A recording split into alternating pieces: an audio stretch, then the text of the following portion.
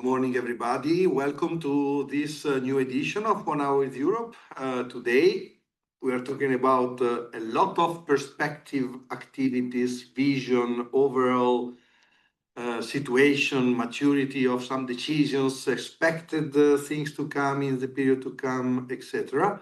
And we have the honor to have with us Manuel Aleixo, which is expert in the cabinet of Commissioner Zacharieva, the Commissioner for Research, Innovation and Startups, if I remember correctly. Indeed, I am Massimo Busuoli. I am the director of the Antonio Brussels office, which is hosting this series of webinars that we hope you find useful and interesting. We really enjoy having also networking with you and exchange of ideas and visions.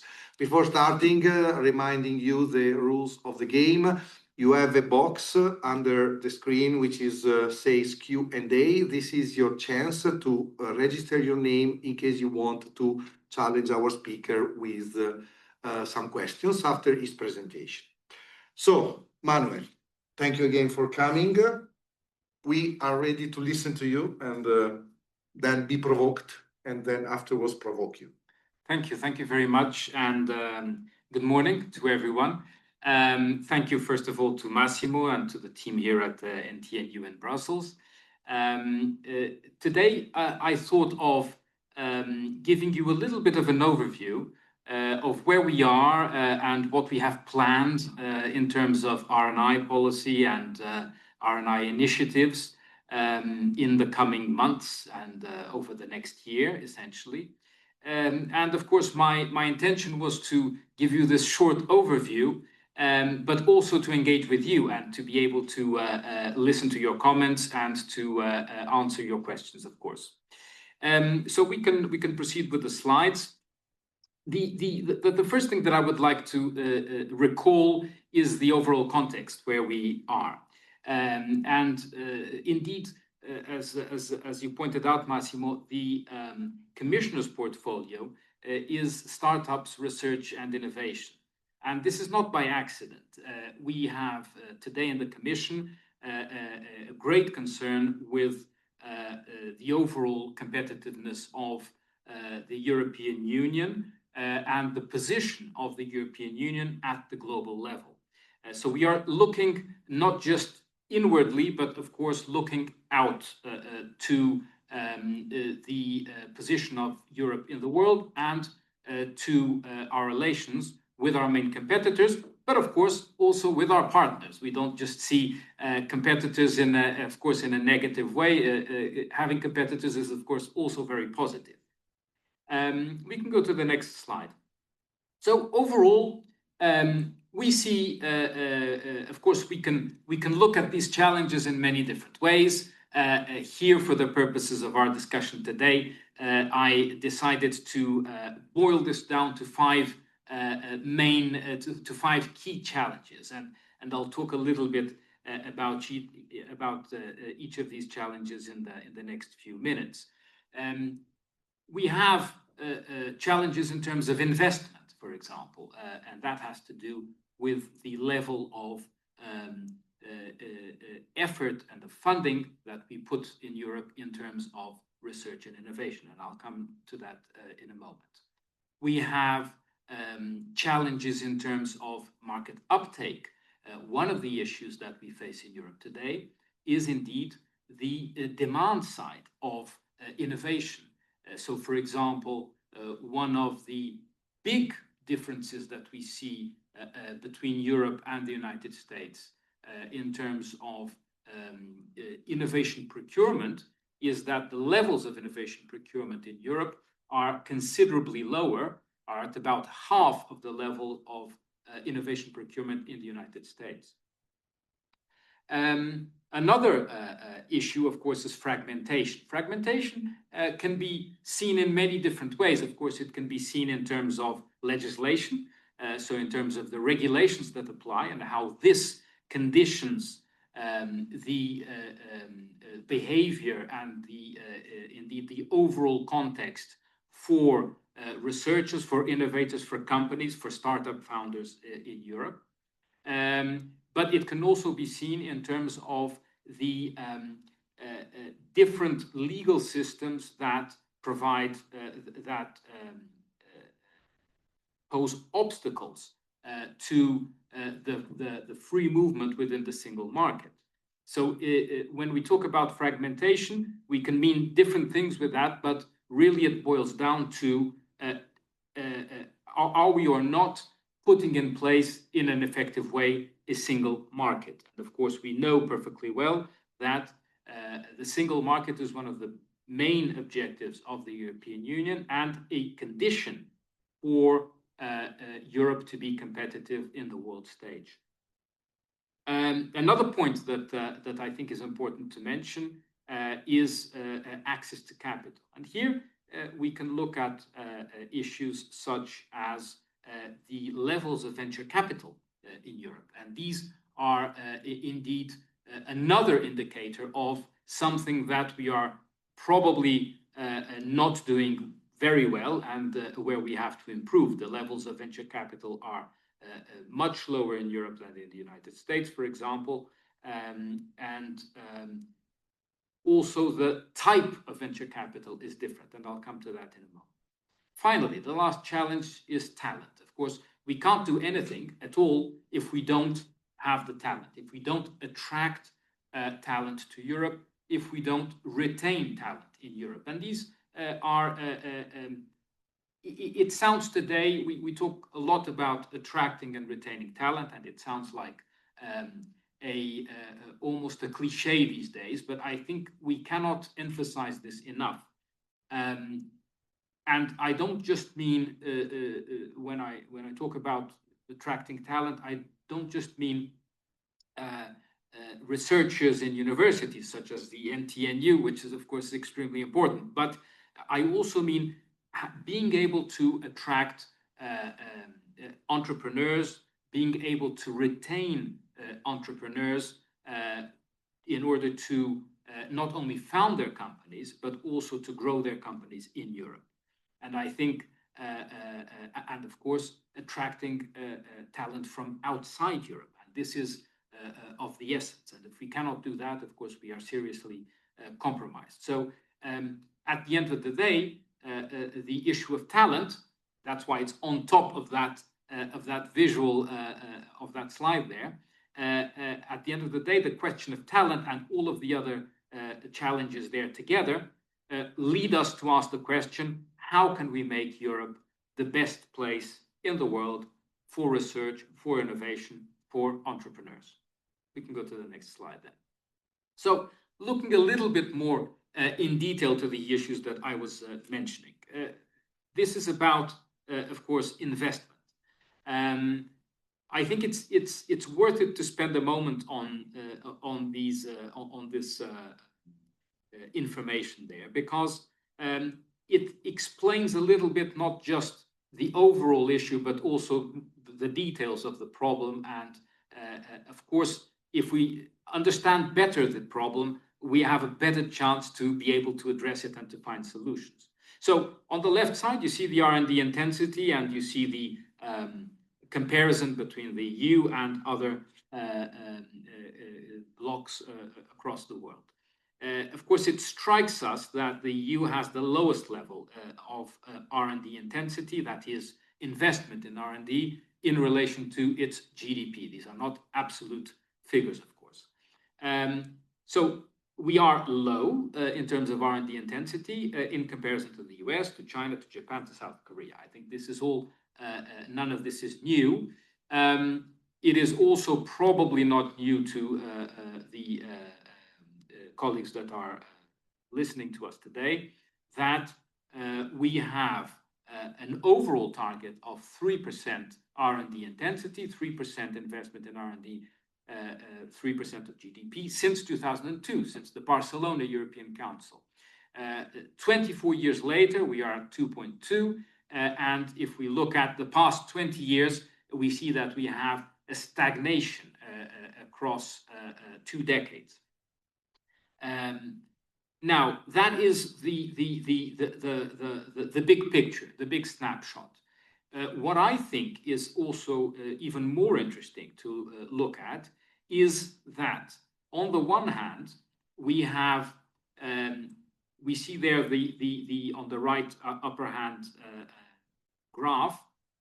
We, I think, can see the difference in terms of public and private R&D intensity, and between, for example, the EU and the United States.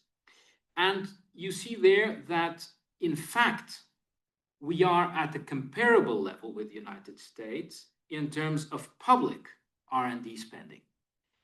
So the problem is really not on the public side. The problem is on the private side. So this also takes us a little bit beyond the narrative, well, governments have to spend more on R&D. Well, ideally, yes, of course, but that is clearly not what the main issue is. It's not just that the governments need to spend more on R&D. It is that the private sector needs to spend more on R&D. So, of course, the question is, how do you incentivize the private sector to spend more on research and innovation? The lower chart shows us a different issue. This is one that I particularly like because it shows us the difference between federal funding for R&D and non-federal funding. In the case of Europe, we can put it like that. So you see, in the case of the United States, the vast majority, if not the majority of funding for R&D is federal. But in the case of public, of course, we're talking about public. But in the case of Europe, the vast majority of funding for R&D, of public funding for R&D, is fragmented. It's not federal. It is the 27 budgets of the 27 member states. So the federal part that you see there in blue at the bottom, the 0.05, that, of course, is the Horizon Europe program. So this is yet another dimension to the problem, that although, in fact, in public R&D, we are at a comparable level with the United States, well, even there, we have a whole different issue, which is the fragmentation of the public spending. So we can go on to the next slide. Now, here, I would just like to look a little bit more into the issue of demand. On the right side, we are looking at the innovative procurement figures. So there you can see that the EU is at approximately half the level of the US. South Korea is even higher at 25% of innovation procurement. Now, why is this important? Why is this an issue? This is important because innovation procurement, we see in the US, functions very much as a demand lever for innovation and for startups. We meet frequently with startups, with companies who tell us, we don't necessarily need grants, we don't necessarily need instruments to provide us with funding, we need clients, we need customers. Because if we don't have customers, we can't sell our products, and if we can't sell our products, we don't have a business. And indeed, this is sort of intuitive, but when we say it out loud, it suddenly makes sense. Companies are businesses, and businesses sell products, sell goods and services, and that's how they survive and hopefully thrive.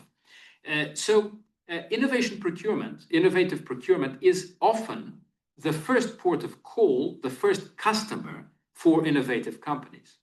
And so the fact that we have a low level of innovative procurement often has as an effect that companies cannot find customers in Europe, and therefore have to go elsewhere or have to disappear. So at that point, the options are rather limited.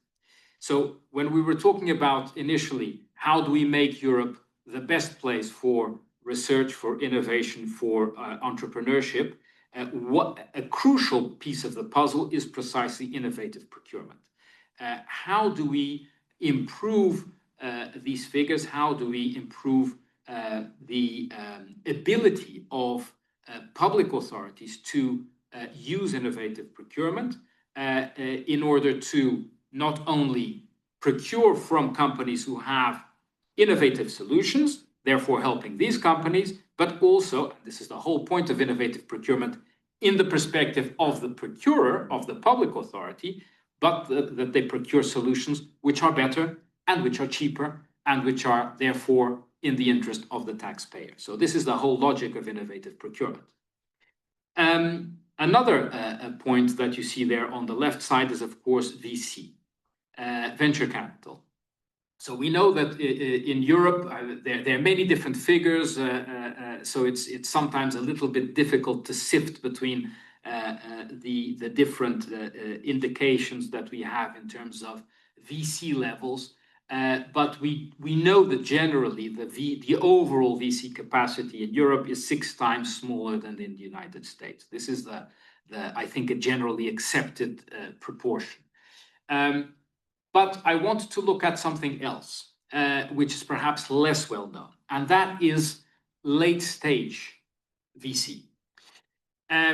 Why am I talking about this? And there you see in this chart the differences between early stage, seed, early stage, and late stage venture capital investments.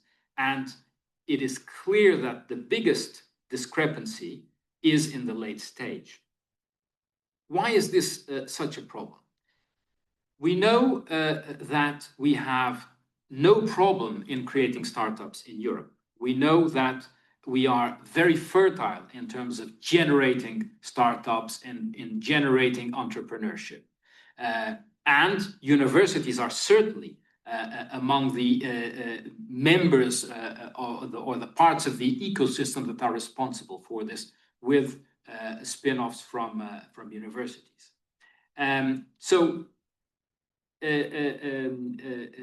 This capacity to produce startups, to generate entrepreneurship, I think is well anchored today in Europe.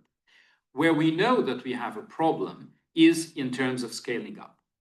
And so here you see a visual manifestation of that problem, and that is the lack of VC, not just in general, but the lack of VC for scaling up. So this is, I think, something that needs to that we need to look at carefully, and that we need to consider very seriously, because this is definitely a part of our ecosystem that is, so to speak, malfunctioning. We can go to the next slide. So enough of charts, enough of figures, and of analyzing the current situation. Some words about the initiatives that we have planned. They are there in no specific order, so I'm going to go through a few of them, also a little bit randomly. I just spoke recently, the last thing that I mentioned was the lack of VC, and in particular the lack of VC in Europe for late stage funding. And so one of the initiatives that I would like to pick out is the Scale Up Europe Fund. The Scale Up Europe Fund that we are developing, we started last year, but we are still developing this year, is precisely a venture capital fund for scale-ups, for late-stage investments. And it is a fund that we are putting together with private investors.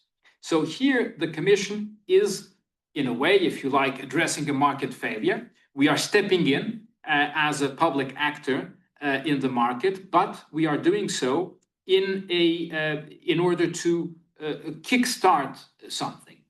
So we are putting in funding for the Scale Up Europe Fund, but we are discussing with private investors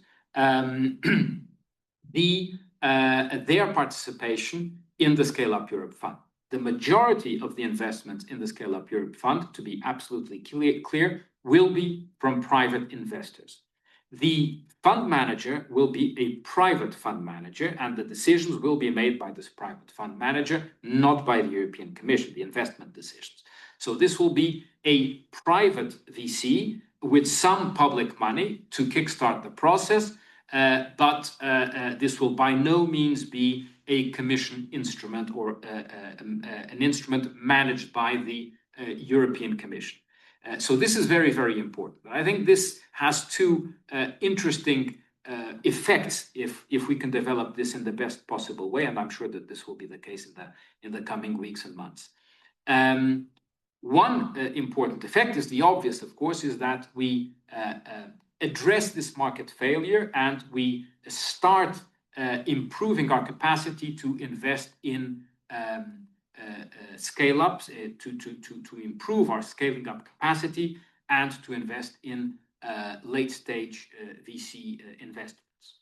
But the other positive effect, I think, is that we move from a trend that we see, which is today well known, is that we have many private investors in Europe investing in American VCs in the US, understandably so, because investors want to make the best possible investment decision. And we want also to invert that tendency and to ensure that European investors have the possibility to invest in well-functioning and profitable European VCs. So really it's about developing and creating this VC ecosystem for the benefit of investors and for the benefit of our companies who can scale up and stay in Europe.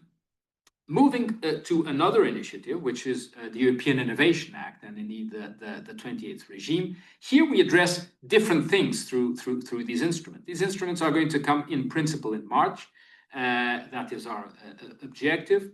And we want, on the one hand, with the 28th regime, of course, to address fragmentation. It's definitely one of the prime instruments to address fragmentation, to have an alternative, a 28th regime for companies, for all types of companies, but of course also in particular for innovative companies.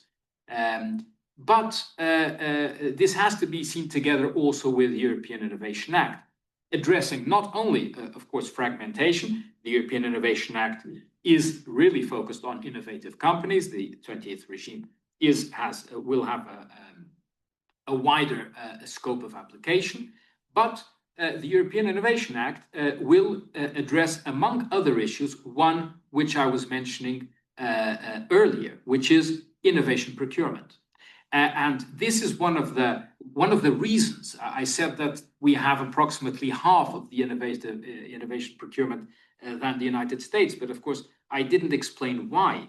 And one of the reasons why this happens is that there is no clear legal framework in Europe for innovation procurement. And of course, anybody who is out there listening to us and who has been or who is in the position of procuring on behalf of public authorities knows that legal certainty is paramount. You cannot obviously compromise legal certainty when you're managing taxpayers' money. So our intention through the European Innovation Act is not just to stimulate innovation procurement and to ensure that this increases across Europe, but also to provide a legal certainty for procurers in order to be able to do so. So this is extremely important.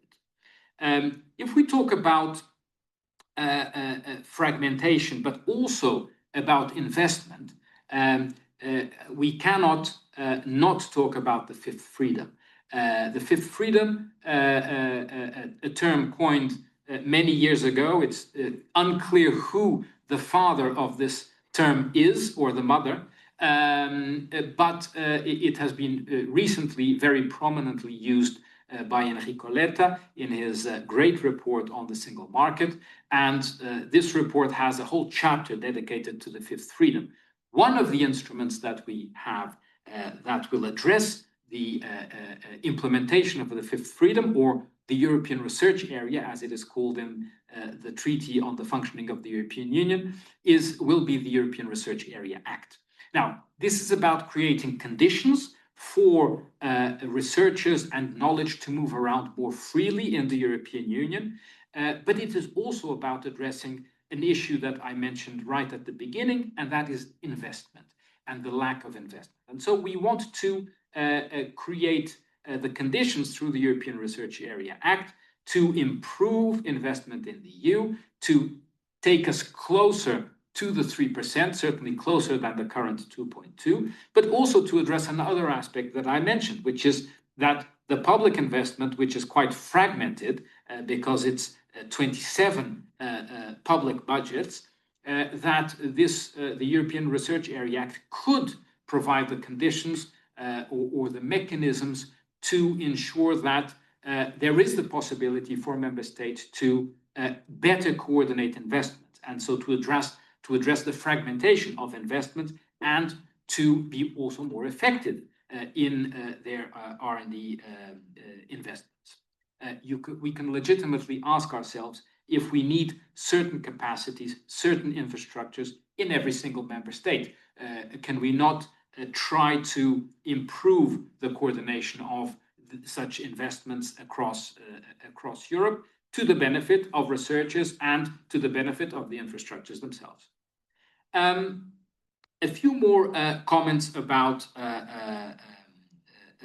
initiatives that we have coming up.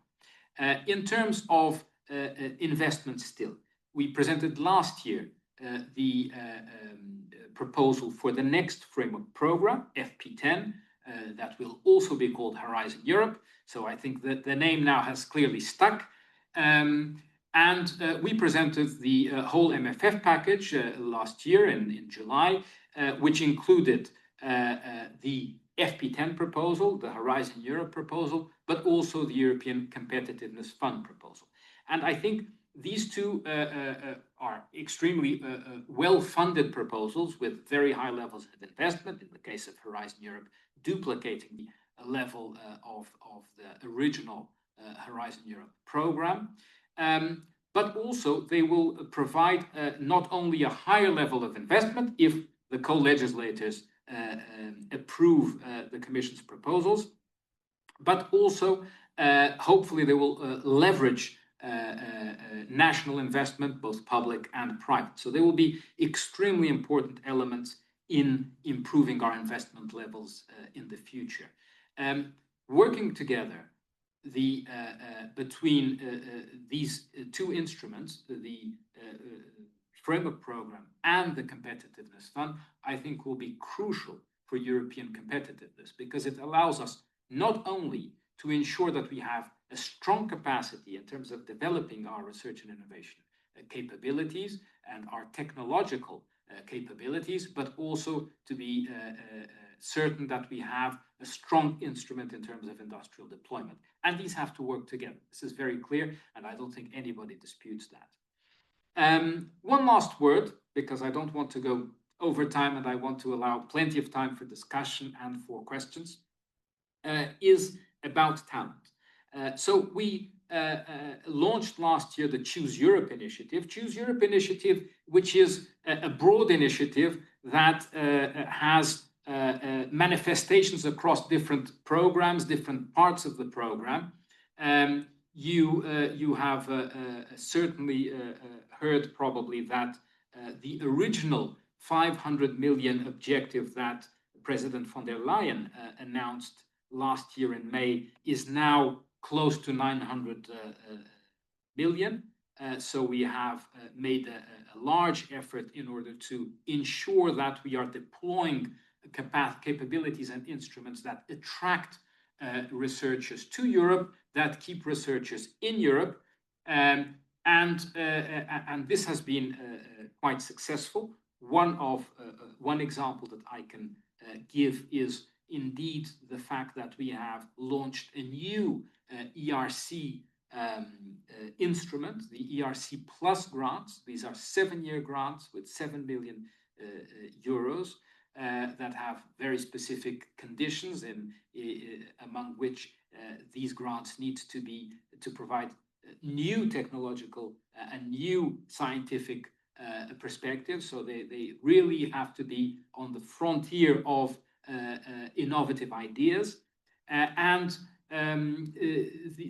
This initiative is certainly Choose Europe to continue and to be strengthened, whether it is under the ERC, whether it is under Marie Skłodowska-Curie and other instruments across the program. But also we have looked at other issues and other aspects that require that we encourage and that we give positive signs in terms of Europe being the best place for research, innovation, and entrepreneurship. And that's why we recently adopted a visa strategy and very specifically a Commission recommendation on attracting talent for innovation. This is important because we have specific legal instruments today which are in force, notably the Blue Card Directive and the Directive on Researchers and Students, that allow for member states to have specific favorable conditions for providing visas, for providing residence permits for talent that is coming to Europe. These instruments have to be used actively and properly by the member states. So sometimes it's really not just a matter of presenting new legislation and coming up with new instruments. Sometimes we have the instruments, but we need to use these instruments in an active and conscious way. This is why the Commission presented this recommendation on attracting talent for innovation that sets out a number of possibilities that member states can use to facilitate attracting third country nationals to Europe, to attracting talent to Europe indeed. And one example of situations that we really would like to see is, for example, Marie Skłodowska-Curie grantees who have a third country nationality, who sometimes have to wait long periods of time for a visa, for a residence permit. And these are obviously situations that we would like to avoid. So this is just one of many examples that you will find in the Commission recommendation. And we do hope that member states will actively implement these recommendations and apply these directives in the best possible way in order to attract talent to Europe. The visa strategy does not exclude that in the future we could present further proposals, legislative proposals, in order to address these issues. So I think I will stop here. There's, of course, a lot to say. We have a very strong and busy agenda ahead of us, but we, of course, need time to discuss. So, Massimo, back to you. Thank you very much, Manuel. It was a very nice overview, also helping us in doing our work in monitoring the policies and analyzing them thoroughly to basically also try to understand how we can benefit from them and also advise our representative stakeholder home about possible actions to be taken to contribute to them. There is, I would like to remind to the one which connected later, please, if you want to challenge Manuel, write your name. I'm not reading your questions, so just your name and surname, and you will be given the possibility to challenge Manuel. As moderator, I take the chance of my first question. There is plenty of, if you want, thematic acts which are coming by the end of the year. Of course, not Quantum Act, but also the Advanced Material Act. And this relates to one existing strategic partnership, that is IM4U, no? The Innovative Advanced Materials for Europe initiative, which is a recently launched strategic partnership. And the question is, this year, you haven't touched upon it, but is a year of the negotiation. You have touched upon it, but not in full for what concerns the technicalities. 2026 will be a year of strategic importance related to the existence of some of the instruments. One is the European Institute of Technology, which has been heavily attacked by Christian Heller in the Science Business Conference. So it would be interesting also to understand what the Commission is thinking to do, because we know that it's going to be under scrutiny soon, but also the strategic partnership. Recently, some rumors have circulated in Brussels about the attempt of the Commission to simplify the framework of more than 50 strategic partnerships that exist today, or European partnership as they are named. And the hypothesis is to cluster them under the policy windows that are supposed to link the two areas. So the question is, what is the status of the implementation? I know that you don't have already the solution. And don't you think that the strategic partnership as well as the EIT through its KICs are somehow ecosystem areas where stakeholders are dialoguing, mostly focused on innovation or higher TRLs. So somehow there are tools that facilitate the collaboration between industry and research performers. And so somehow they facilitate the cross-fertilization. And if we reduce these arenas, the risk is to go to a sort of comfort zone with Norwegians talking to Norwegian industry, Germans talking to German industry, because you don't have basically the confrontation arenas where you can also find collaboration which are cross-country. The short answer would be yes. Yes, of course, I agree. So generally speaking, of course, partnerships are extremely important. They are instruments that we value greatly. They are, again, they are instruments. So we have always to look at partnerships as well as any other instrument under the program as instruments. And we always have to ask ourselves, what is our policy objective? What are we trying to pursue? That being said, I think in terms of a solid framework that is able to bring together different players of a given industry, of a given sector, together with academia, together with sometimes public entities, this is absolutely crucial, and it's a very, very clear added value of the program. So my reply to you, Massimo, would be we are very conscious of the importance of partnerships. We are very conscious of the importance not only of the instrument, but of the strategic importance of this type of instrument. That is why, if you remember, a few years ago, when we transitioned from Horizon 2020 to Horizon Europe, we had indeed a large effort of rationalization of partnerships. We brought them down from 120, 140, something like that, to 40 at the time. 146, there you go. To, I think, 40 initially, and then they grew a little bit. But I think it's very, very important that we always look critically at how we are using our instruments, that we rationalize our resources, which are limited. So we have to do that, but that we do so in a strategic way. And we never forget that these are instruments that are there to pursue policy instruments. So we have to ask first, what is our policy instrument? What are we trying to do? What are we trying to pursue? And how can we do it in the best possible way? So you see, in the proposal for Horizon Europe, for FP10, this is very much evident in that we, on the one hand, try to simplify the partnership as an instrument and to reduce it to two typologies. And that is a concern of, indeed, of simplification and of making the lives easier for applicants, not for the Commission, not for the executive agencies, but for applicants. This is our main concern, but also to allow for greater flexibility. So this is also crucially important for us, that this instrument is not an instrument that provides you with different typologies which are very siloed and very inflexible, but rather that this provides for different possibilities that can allow us to address our policy concerns and our policy objectives. So this is really the rationale.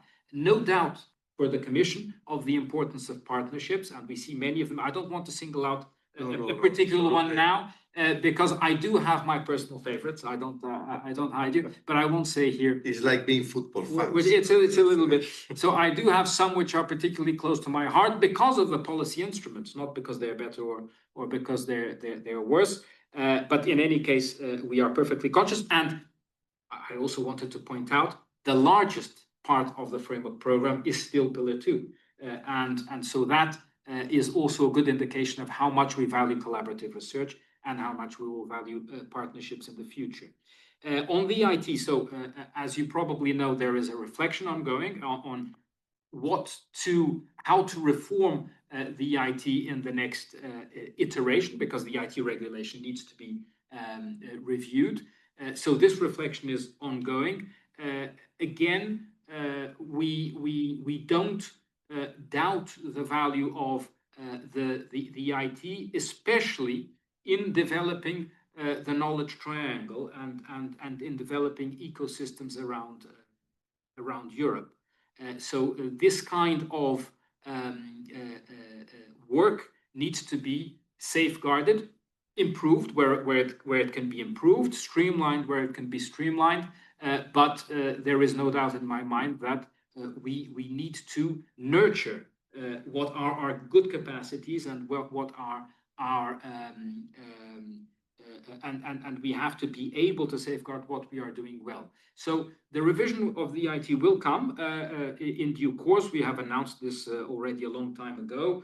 I know that there's a lot of speculation about around this, rightly or wrongly, but we do have a particular deadline for this, and that is the revision of the regulation. Okay, thank you very much for this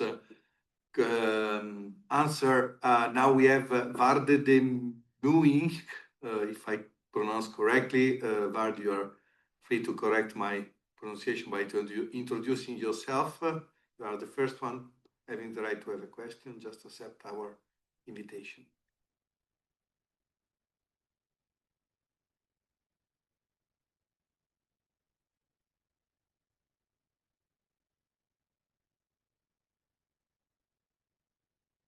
Or maybe he doesn't want to appear. Then we go.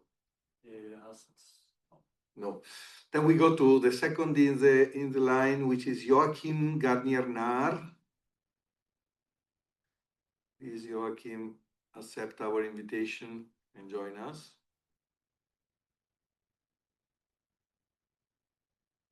Or the system is not working today. Is accepting? Okay, good. Yeah, Joachim, you are online. Please introduce yourself. Just open your mic. Hello, can you hear me? Yes, perfectly. Hello. Hello, good morning. Hello, my name is Joachim Garnier. I work at CEA, so French Research and Technology Organization. Thank you very much for organizing this event, and thank you for participating in it. So my question has to do with innovation procurements, which you mentioned a lot. You said that basically innovation procurements are a better way of spending taxpayers' money because they are more effective and the solutions are better, basically. But my question is this. Given the fact that innovation procurements are usually more expensive than off-the-shelf procurements, first, do you agree with that statement that innovation procurement are usually more expensive than off-the-shelf? And second, if they are more expensive, should the EU incentivize innovation procurement by any means? That could be a guarantee, that could be a loan, or whatever financial tool the EU sees fit. So yeah, how likely is it that it will be more expensive, and how will the EU incentivize public procurers to buy innovative solutions? Thank you. Thank you, Joachim. Thanks, Joachim. No, indeed, I would not agree with your statement that public procurement, that innovative procurement is more expensive. It shouldn't be. I think the main difficulty is not that it would be more expensive. Again, that's not the objective. It should be a better way to spend public money. Put yourself in the position of a procurer, whether you're procuring a large scale system for, let's say, I'm thinking about the floods now and the storms in my own country, in Portugal. So imagine that you're a public procurer and you're procuring some kind of systems or equipment to deal with this kind of natural catastrophe. or that you are a public procurer procuring an IT system or a particularly technological solution for your services. Or this should not be necessarily a more expensive solution. It should be a more effective solution. That's why it's called innovative procurement. You should be targeting companies, or you should be attracting companies to make proposals to your tender specifications that are innovative solutions. Sometimes some of these companies will indeed be startups. Sometimes these companies will not even have a product on the market necessarily. So it is, I would say that the main difference is that it is a different type of procurement. Yeah, we're talking about two types of public procurement essentially that we capture within this concept of innovative procurement: pre-commercial procurement and procurement for innovative solutions. These are two different types of innovative procurement. So to me, the main obstacle currently to this is the lack of legal certainty and the lack of clear processes and clear rules to do this. I think once we get this right, and I hope that we will do so in the Innovation Act, European Innovation Act, then I think this would be a big step and a big encouragement for this to happen in a better and clearer way. Now, on the second part of your question, should there be incentives? I think there could be incentives, yes. I think that is a consideration that we need to take probably in a second step. Do we need some instruments? Can we use some instruments, for example, under the framework program to stimulate innovation procurement? Perhaps. Why not? This is something that we could think about. For example, you mentioned guarantees, but I'm thinking, for example, about CSAs in order to provide training to public procurers to be able to better deal with this kind of procedure and to have better capacity in terms of this kind of procedure. So this could be an idea, but we would need to look at this further down the line. But you're open to inputs. Of course. Correct? Of course. Yes. Always. Yeah, that's a good point. Hilary Cronin. Hilary, we are going to open now. Just briefly introduce yourself. I kindly ask all of you to be brief in your question because we have many questions and answers, and I would like to accommodate as many as possible before our time is gone. Hilary, accept our invite. There you are.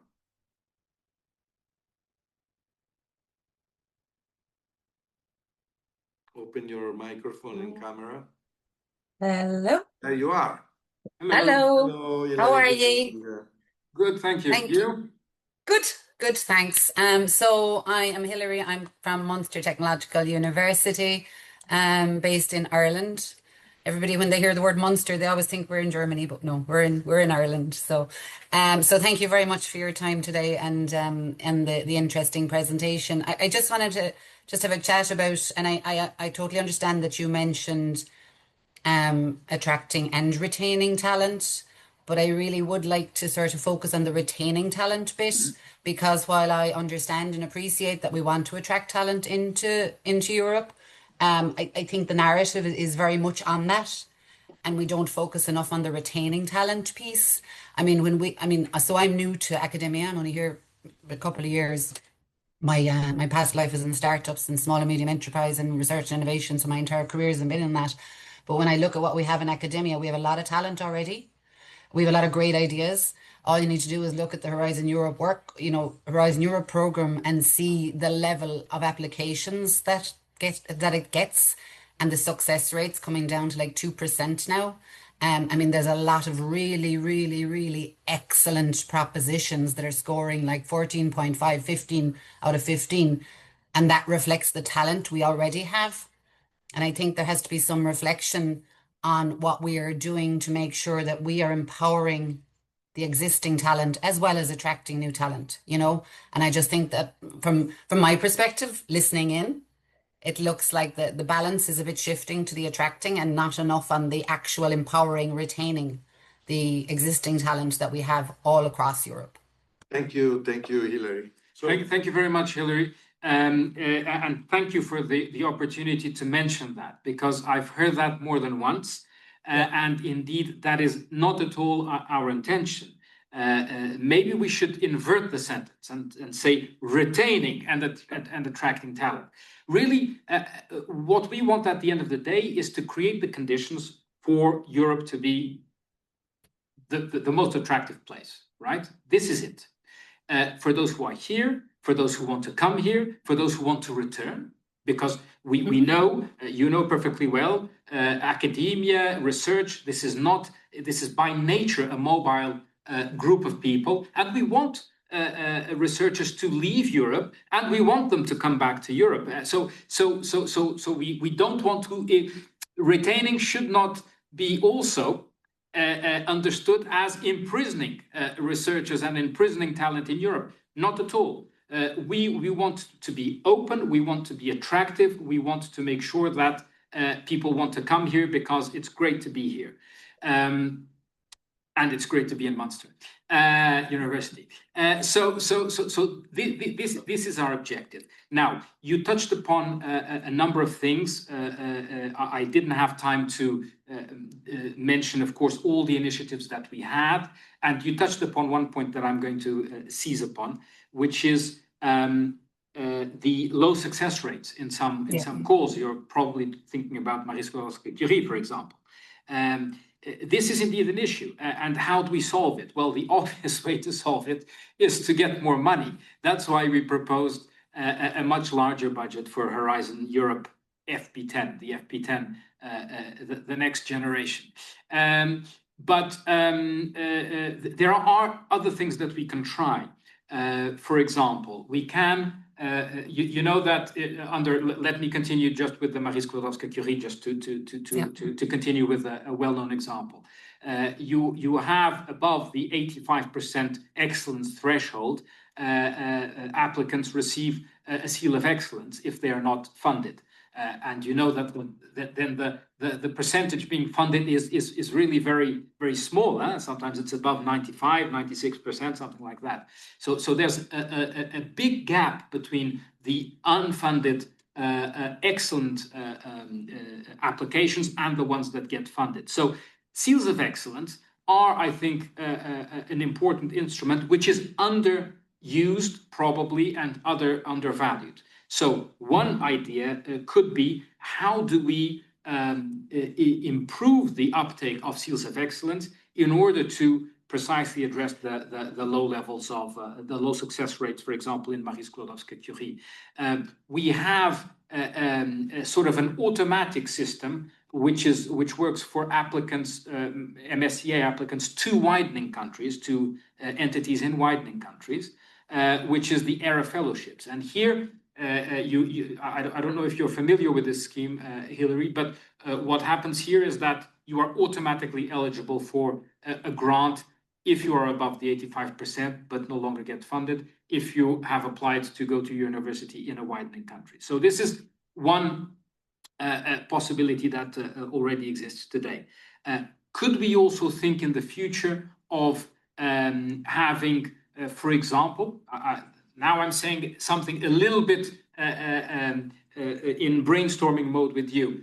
Could we have contributions from private entities, from philanthropies, in order to fund grants that have excellent, I mean, in a way, this is a little bit of a pre-seal of excellence. That is, you wouldn't need a seal of excellence because you would have an influx of funding that would somehow increase the firepower of the program and allow us to fund more grants. So all of these are possibilities that we are happy to explore, and some of them we are indeed exploring them.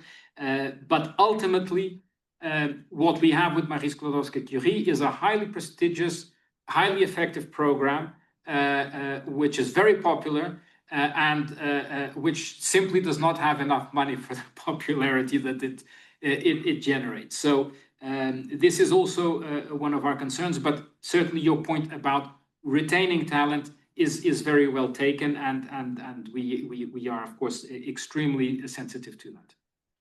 I Yeah, know this is a risk. it's Thank important. you, Hilary, Yeah, and thank see you you. soon. Ciao, bye-bye. Bye.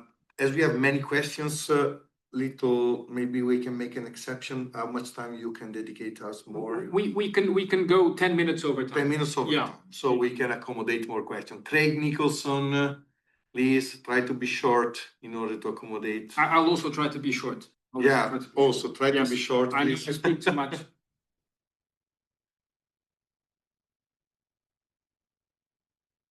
You can open. Yeah. Hello. Yeah, hi, Craig. Excellent. Thank you very much. Yes, I'm from Research Professional News. Two questions, if that's okay. I will be brief. You highlighted a lack of private investment in R&D, so it wasn't clear to me if any of the initiatives are addressing that.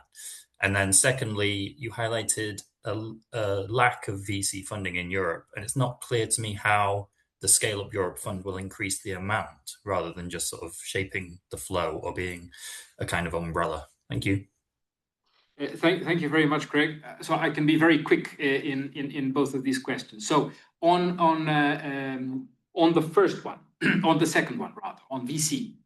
So the Scale Up Europe Fund is going to be a VC fund, and what happens here is that we will have a new fund with new investments. So this is, in a way, it's very clear. These are new investments that are being brought in to a new fund. So there will be an increase. Now, you allow me to elaborate a little bit on what we're doing with the Scale Up Europe Fund.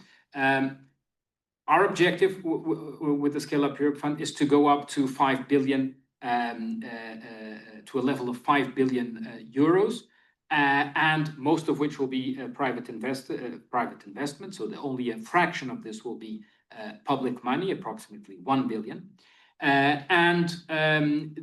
We expect these 5 billion to leverage about 20 billion in investments over the lifetime of the fund. So very much, we're talking here very much about new investment.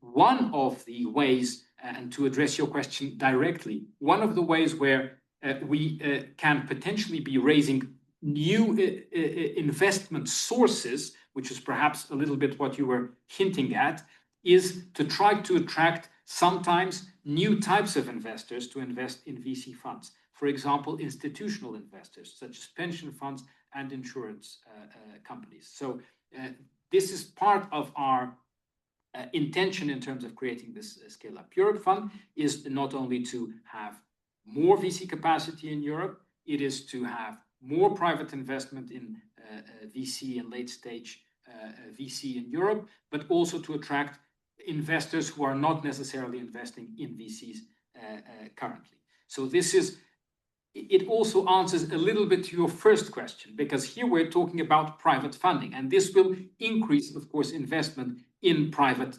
funding. So this is one way of doing it. Another way of doing it is to have measures at the national level. And most of the time, these are measures that are beyond the remit of the European Union competences and that rely more on national competences. For example, the classic way of improving national private investment in R&D is through tax incentives. So this is one of the things that probably needs to be done more and better across Europe, is to have better measures to stimulate private investment in R&D. So this is maybe, well, certainly outside the remit of the competences of the European Union, but it doesn't mean that we can't incentivize member states, for example, through examining best practices and from learning from the best practices of those who are doing this indeed quite well. And if you look at, we didn't have time for that, of course, but if you look at not just the overall R&D funding in Europe, but the difference between member states, you see that there is a huge discrepancy between member states themselves. So the average is 2.2 across the European Union, but it ranges from well above 3% to 0.5% or something like it. So there's a lot of space for improvement in many member states who can certainly learn from the good practices of others. Thank you. Thanks. And Thanks very much. Craig, for being so short in putting your question. Valentina Alberani, we give you the possibility to intervene. I think we probably can take still 2/3 questions, and then we need to close, not to profit too much of our guest. Thank you for the extra 10 minutes. With great pleasure. With great pleasure. She declined? Okay, then we go to Kurt de Ketelare. Who is that? I don't know him. I have no clue. Please introduce yourself, Kurt, because you're not very known. Hi, gentlemen. Good morning. Oh, good morning. Good to see you. Great to see you, Massimo, and certainly Manuel. Thank you, Manuel, for the very nice overview of what is going on. I just wanted to come back. I didn't have the intention to ask this question, but because you so explicitly refer to it, I'm going to do it anyway. You said it's going to be absolutely crucial that there is a good connection between the Framework Program 10 and the European Competitiveness Fund. And I fully agree with that. The only problem that I have with that statement, Manuel, is that seemingly in the European Commission at large, there is seemingly nobody who at this point in time can really explain how the cooperation between those two instruments is going to develop. I refer to the excellent progress report of the Danish presidency on the ECF regulation and the FP10 regulation. I refer to the reports that I read of the January meetings 2026 of the Research Working Party. All member states, all stakeholders, the whole of Europe's industry is asking for clarification about the cooperation between the FP10 proposal and the ECF proposal, but seemingly nobody can give that clarification. So how come, and how are we going to progress on that? Thank you. Easy question. Easy question. Thank you very much, Kurt. To be honest, I was a little bit surprised that nobody had asked that so far. It was at the top of my prediction. So, of course, this is an extremely relevant and valid concern. We have discussed this, of course, several times ourselves. What I would like to reassure you and the participants today is that indeed these two programs were presented together as the rest of the MFF proposals, but one of the programs is a very well-known territory. So we all know what we're talking about when we're talking about the Research Framework Program. And the proposal that we presented is by and large very similar to the current scheme. We didn't propose anything which is completely new or completely strange, etc., etc. What we did, however, with ECF was to propose a completely new instrument. And we were aware of the importance of these two instruments working well together so that we could maximize the possibilities for our ecosystems in Europe. Now, how to do that is something that we are working on currently. So indeed, you're absolutely right. Nobody can give you an answer because we didn't have a ready-made answer when we presented the proposals. What we are doing now is we are working on how this relationship could work and should work in the future in a credible way and in a way that is to the benefit of all the stakeholders and the ecosystems in Europe. So this was a little bit our concern. We wanted to present proposals which were simpler, which were more flexible, and we hope that they will be more flexible in the future once the co-legislators adopt them in the end.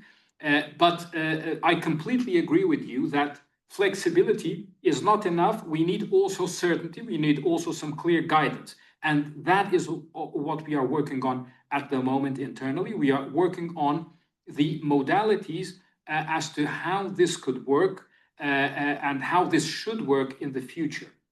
I give you some examples of our reflections. We are, for example, reflecting upon what kind of calls could work between these two programs.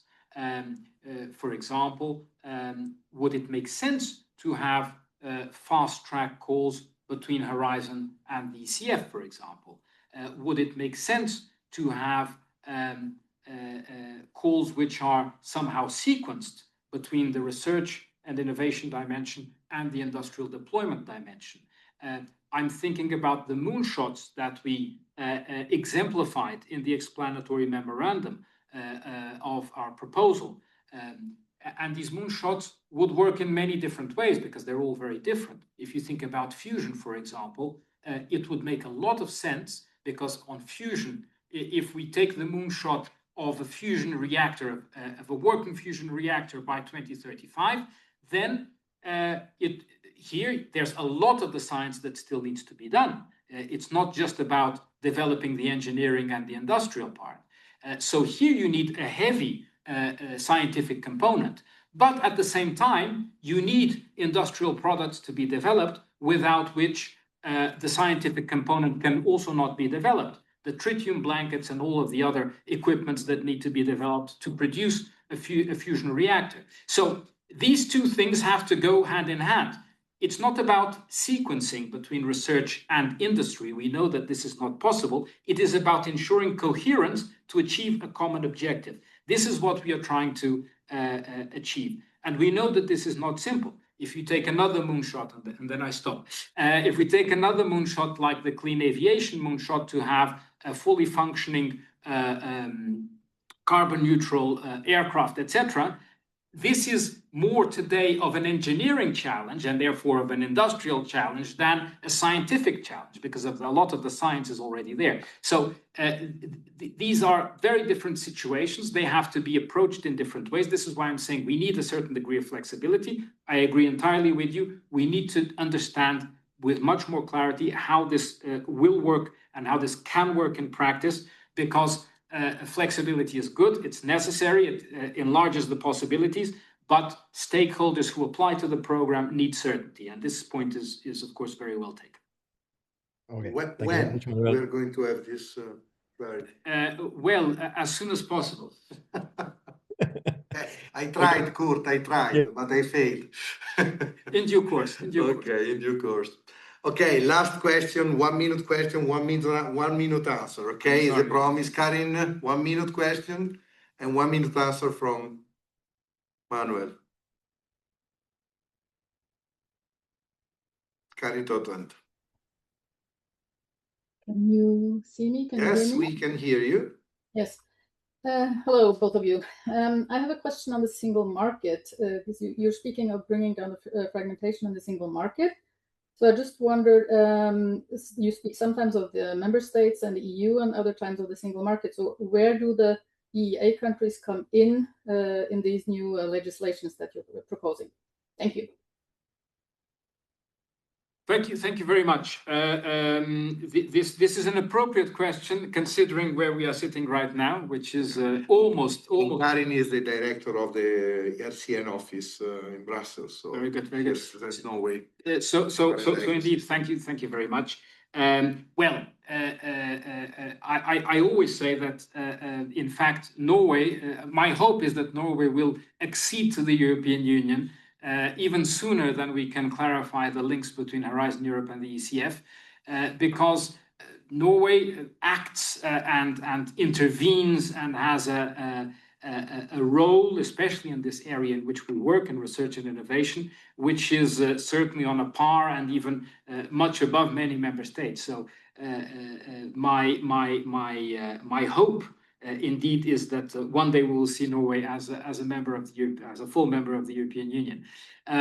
Indeed, in terms of a single market, your question is super pertinent, because of course we will be always thinking about the EEA countries and under the terms of the EEA agreement, and when we think about the European research area in particular, which is a sort of a specific dimension of the single market, Norway has undoubtedly to be a part of all the work that we're doing. I'm not even saying that it has to be a part of the European research area, because it is a part of the European research area, and that is beyond any doubt. Now, then we have to see under specific legislative acts, especially the ones that we are going to propose in the future, whether they're applicable to the EA or not. So this is something that we have to see in terms of the specific legal basis and in terms of the EA agreement. But to me, there's no doubt in my mind that when I talk about the European research area, I'm thinking about Norway and not just the European member states. Thank you, Manuel. And this is a nice closing message, considering that this webinar has been hosted by the Norwegian University of Science and Technology. Thank you very much for your time. Thank you. I apologize for the one which are not going to get answered their questions. You were so many that it was basically very difficult to manage all of you, meaning that what you're doing is of high interest, as you can see in the community. So we are looking forward for the new outcomes. Everyone will be very hungry of understanding what's boiling, what's happening. And with this, stay tuned. We are going to announce the new 1 Hour with Europe soon. And thank you very much for participating, and see you soon.